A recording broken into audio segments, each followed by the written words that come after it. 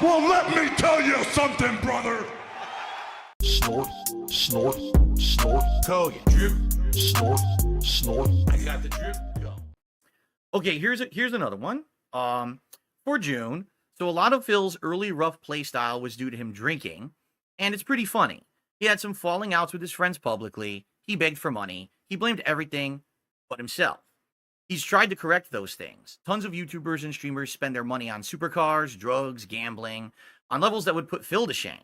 The big lesson for Phil to work on is honesty, his money management, and regaining some level of privacy, and trying not to forget those lessons over time. Do you think that Phil deserves the amount of A-logging that he still gets? And do you think that he still deserves to be on the lolcow list? Have the detractors become worse than Phil at this point? So this is all just like, I guess, my opinion. I've never been a fan of, like, I guess, the A-logging, like really going out of your way to do something like crazy or whatever. But that's I guess it does bring up some entertainment. I don't know, right? I wouldn't do it. I'm not a fan of it. But the lolcow list, I think, yeah, like, I guess what makes a lolcow is the consistency and the failure. And I can see, like, that you are still there. I think also you're always somehow going to, like, be on the platform one way or another, but you are, I think, cemented there on the list. I agree with you, because the thing is, I think people hear the word lolcow, and is it a negative association? Of course it is, right?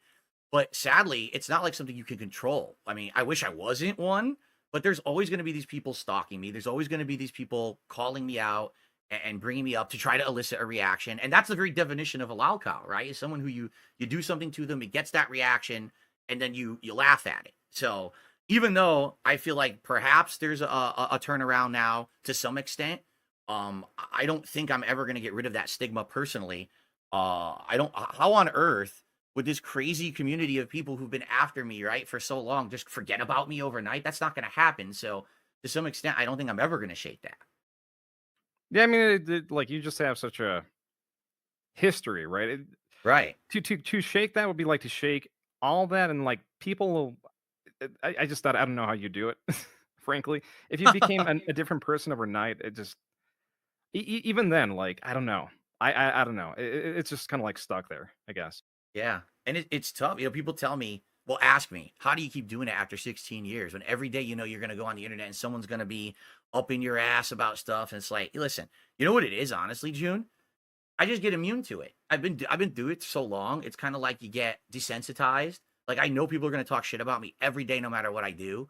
So why do I even care anymore, right? And I used to react completely differently. As you saw in the own documentary, I would get so angry about what everyone said and rage against it. And that just fueled more of it. Today, it's just like, it's just another day. My detractors, I'll lean into them now. I'll expose them on my stream. I'll have a good laugh about it instead of getting so butthurt about it.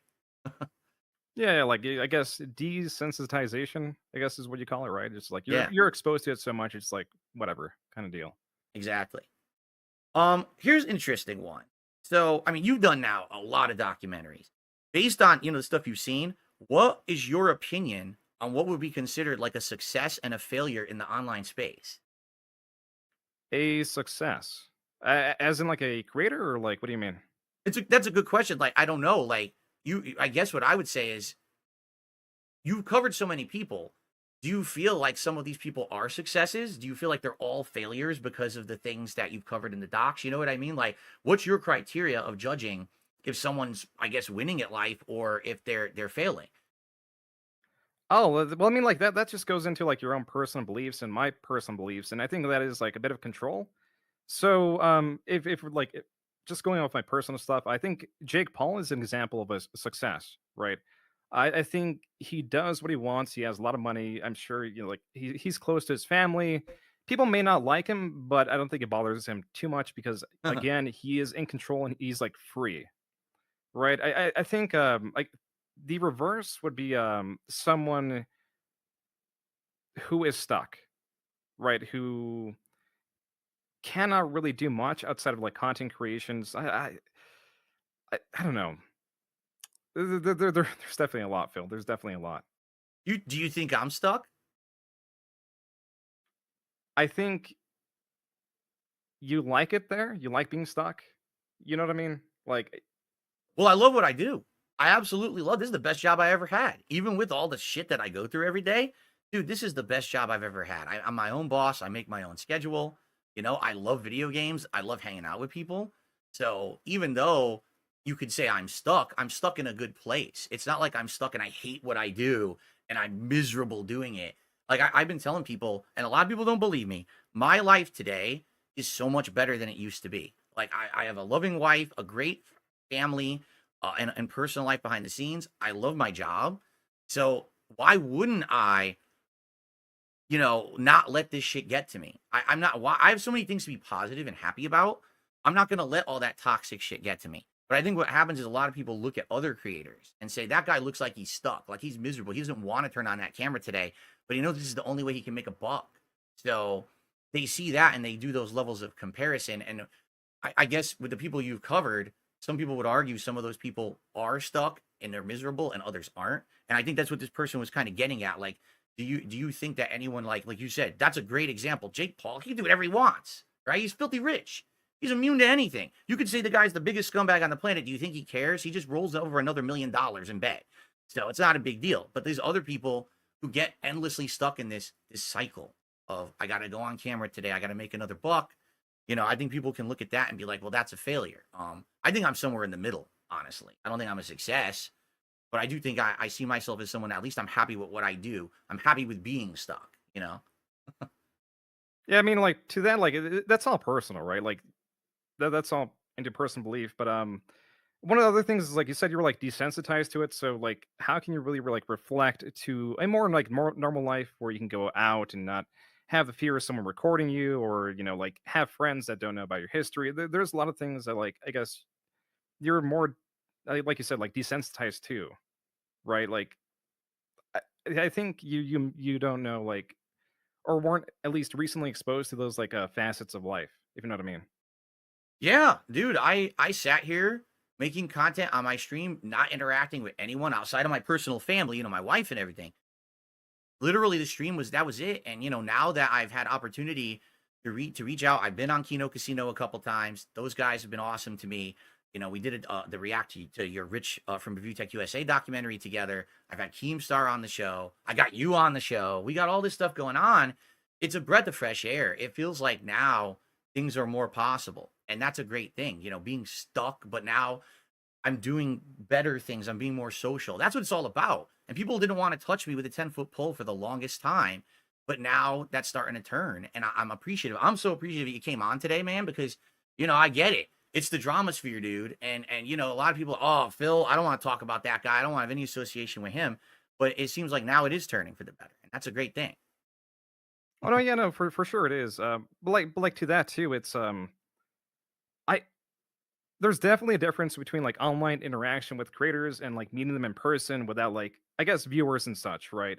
Right. And to me, I know that's something you don't have too much, and I think you would appreciate it more if like you got like friends outside of like the darks, like people who know you not as Dark Side Phil, but as like Phil Burnell, right? Like Philip, right? I think that is such an enrichment. You know what I mean? Like that just helps you as a person too, right? You're right. Like one of the things you covered in the documentary was my Street Fighter days. And as you know, online, I was the most braggadocious, big mouthed e-thug idiot. But offline, everyone was cool with me who met me because I wasn't like that. I was like a normal dude. I was cool. I was chill. Everyone wanted to hang out with me because they knew it was like a chill time.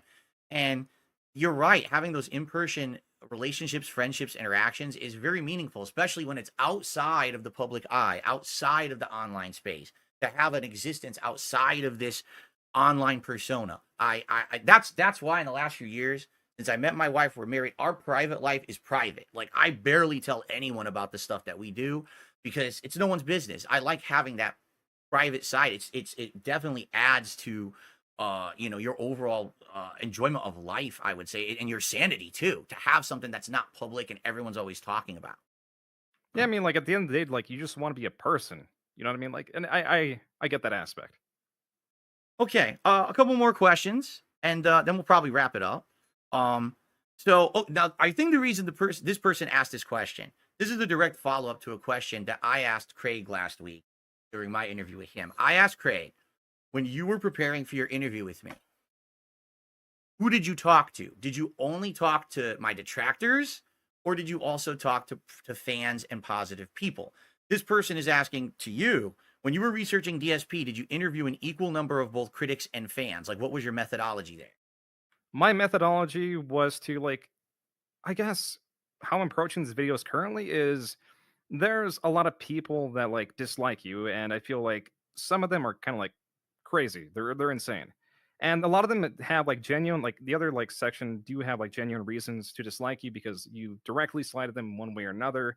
And the insane ones, they're very few.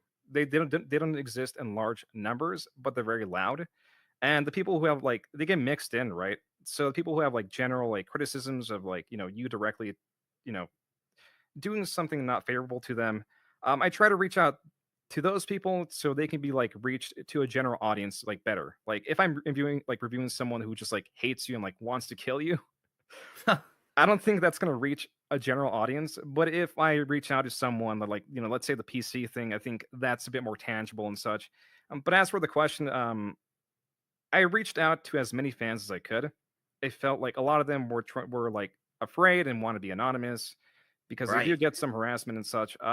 But I think it was like for quote unquote detractors and people, like any monarch you want to call them, and about 3 or 2 fans that I spoke to, like through interview and included in the video.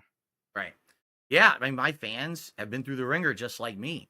Just because they like me or because they toss me some support on a stream, they've been harassed, they've been doxxed, they've had phone calls to their work, to their schools, to their family. It's pretty ridiculous the extent that these detractors have gone to try to ruin me. And the funny part is, how does that ruin me? Like, I don't even know that that's going on unless they come to me after the fact. So I'm not shocked to hear that my fans were actually legitimately afraid of speaking up. Like they don't want to put themselves into the line of fire and the eye of these people in any capacity. And same thing that I said to Craig last week. Like, of course, Craig, no one stepped up to say that they wanted to talk about me positively because they don't want to be attacked. It's always going to be the negative and toxic person who wants to speak out first. Like that's the nature of the game, drama, right? And you have to understand that. At least in this case, I've said this publicly, I feel like because you spoke to me on certain issues, not to say that you believed all my answers, right? Because some of them I was outright lying to you about the WWE Champions thing and shit, but you spoke directly to me. You did make an effort to talk to fans who were willing. And I think that puts that documentary in a much different light as opposed to someone who literally just talked to detractors and regurgitated the same memes. I think that's respectable. I do. So I appreciate it, Phil, but I don't think it really. I mean, it makes it more interesting, but I feel like I've watched a lot of different videos to make this video, right? To make sure I cover like everything people want to be covered, and I find that they're pretty much the same. They're covering the same themes, even though I went like out of my way to really get fans. It doesn't really change the overall theming or your image, really, if that makes sense. oh yeah, dude, you said to me, I remember the final words you said to me about this thing before you were gonna put it in for editing. You said, I just want to let you know this is going to be like unequivocally negative. It's gonna be like bad when this Yeah. thing comes out. It's not gonna be a positive documentary. I don't know why people thought I thought it would be. Like that's crazy. It's a covering my history of lying and toxicity and all the things I've done. Why on earth some people thought like you were gonna like, as they say, glaze me. I have no idea. Like that was never the intention. You were trying to do the most comprehensive documentary. I mean, yeah, like but that's just how it is. I think in your space, like throughout the lies, people get like a bit like unsure about like anything in here. They tend to come up with like conspiracies, and when those get like proven like true over time, it's hard to like build trust even with those around like just speaking to you, right? So I can like kind of see why it's there because it's definitely not as strong in some of the other communities I guess I've looked at. But like your community compared to others is definitely like a lot less harassive compared to like let's say Wings too. Yeah, I've heard that. I've heard that he's basically got like the worst anyone. That's sad because watching the documentaries you made on him, quite honestly, has he made mistakes? Yes. Does he keep making the same mistakes? Yeah. I still don't think it warrants the levels that these people go and the crazy stuff that they do. Yeah, he's one of the people like of all the whole Lalcow thing. I legit feel that Wings is like a good guy that just keeps kind of stumbling. And one day I really hope he lands firm and can stand for himself and not make the same mistakes because I actually feel like genuinely he deserves like success and a life away from the levels of harassment that he's gotten. I think it's unfortunate that somehow he got the hyper focus of the worst of the worst. I mean, yeah, he could be funny and whatever, and also like a jerk at times. But I think like his biggest what is it, hurdle is he is probably like the least intelligent, so he doesn't really know what he's doing until like later, until he's like, oh, and then he defends it because he doesn't know how to like, I guess, speak. You know what I mean? So yeah, like in some ways, I'm like, damn, dude, this guy has it hard. But Yeah, yeah, like, you yeah. know, that's a good point you just made. I don't think anything he's ever done was like outright malicious, right? Like, he's not a malicious guy. He's not trying to do me harmful things. He just does things, oops, and he didn't realize what he did. And now you're like you said, he has to try to save face after the fact. So, and that's a lot different from people who outright are doing something wrong over and over, and they know they're doing it. They know it's malicious and wrong, and they keep doing that same action. So, I think that's a good observation. Well, I mean, Wings has been malicious in the past. There's definitely been moments where he's gone like overboard and such. I believe there's a call where he was like doxing, like he expressed to Keemstar that he had Keemstar's docs and was threatening him. Like he has had those moments too. Like you know what I mean? Like there are times where Wings goes a bit, he goes crazy, I guess. All right, I just got a couple more questions, and then we'll probably wrap up here. Um, Here's what: how is June able to stay so impartial towards the people that he makes documentaries on, when it seems like some of them do pretty awful things, and then he has to go through all of their history? I guess impartial, like so the thing with like bias and partiality, whatever. I don't know if I really am. I think people perceive that lie. I guess I said in the past, but the more I've been doing this, the more I realize my own biases. I guess I try to be fair, and the thing is with this, when my presentation style is, I think if you present someone in the most fair light, right, and then the best way you kind of like can, you know, like getting all the counter arguments really there, well, as much as you can, right, that can be the strongest piece for or against them whenever you try to just find the truth, right? Because let's say, like in your situation, right? If I was a different person, I could literally just make up lies about you. I because people would be more so willing to believe it. Right, And you could be like, no, they're lies, blah, blah. And I could just retort with like, well, he has no credibility, this and that. right. But I really do try. I really try to get like the most honest and fair thing too, right? Because that kind of like I guess snips those criticisms of like, oh well, these are lies. Well, like no, I researched this. I've done the legwork. This is the best I could find, and this is the best way to, I guess, present someone. Gotcha. Okay. Um. Okay. One more question from the viewers, and then I have like a final question for you. This one, I don't know if you've ever actually answered this one before. Um, how did you get the name June? Like, where did that come from? Is that your real name? Is that a nickname that someone gave you over the years? Is that your online persona that you adopted? Right? Yeah. So Joon was just like an alias I've used for a very long time, and whenever I was making the channel, like you never like expect to make it big, kind of deal. So YouTube wanted your real name whenever you make a channel, and I was like, I'm no. There's no way I'm doing that, right? Like that's ridiculous. Right. So I put first name June, last name the King. It could have been like literally anything, right? It's just it would have been June, but I wanted like a second segment. So I just put like that for like I don't know. There's really like no reason. It could have been like truly anything. Could have been anything. It's kind of like back in the day, I needed a login for AOL and I couldn't get any combination of my name. So I just said, Whoa Moses. Right. And then, okay, well, then now everyone says, oh, Phil, you had Whoa Moses. Like, it was nothing. It was stupid. You know, it was just a placeholder. And then next thing you know, everyone knew you by it. And that's why I ended up changing it later on when I was part of, bigger into the Street Fighter community. Okay. Well, first of all, June, I really want to thank you. This has been a great, hour conversation. I respect your time. I do have one final question, and I'm curious on your take on this. All right. You have now covered a bunch of different people on the internet. You've seen the toxic communities that form around certain people, like you said, like Wings and myself. Do you think there is potential someday? And I'm not saying you, but do you think there's potential someday that someone could flip this and actually do a documentary on the worst detractors and their communities, and would that have potential to be something that could blow up? That would be hard. That because with like the people I covered, it's like a singular person and there's a clear timeline and it's a lot more consumable, right? Detractors are a broad field. So like are we talking about like viewers, you know what I mean? Like are we talking about like just people who type in the chats? Because like I don't think anyone cares about those people, but if you're Right. talking about like the more like intense ones that like really go crazy, Yeah, I would say that, you know, I don't know. we're talking about people on kiwi farms who are doxing people. We're talking about the people who are making a living with these detractor channels. You know, just a couple off the top of my head, you know, duty streams, or memology 101, who literally take my videos every day and make toxic content out of it. Because some people say to me, these people, when you analyze them, in reality are bigger lolcows than the people that they fixate on and make money on by making these videos. And I don't really know because I don't spend time micro analyzing these people, you know, but I just find it fascinating that people in a lot of ways might say that people who are focusing on the lolcows and making this content about them, in some cases may actually be the bigger lolcows. And is there potential there in the future to maybe analyze that?